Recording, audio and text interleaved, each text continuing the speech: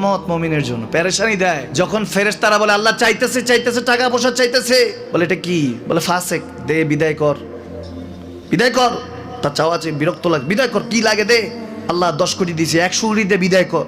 মুমিন যখন চাইতে থাকে আল্লাহ আমাকে কিছু লাগবে, যখন একটু করে চায় আমার মাটাকে সুস্থ করে দাও, বাবাটাকে আল্লাহ আমার স্ত্রীকে আমার আমাকে একটু তৌফিক দাও, চাইতে থাকে মুমিন। আল্লাহ বলে যখন ফেরেশতারা দেখে মুমিন চাচ্ছে, দেরি করতে পারে না, তাড়াতাড়ি খাজানা নিয়ে দিতে নেবে, আল্লাহ বলে রাখোস না, এত তাড়াহুড়া কিসে, তার চাওয়ার মধ্যে তো প্রেম আছে, একটু চাইতে দেস না।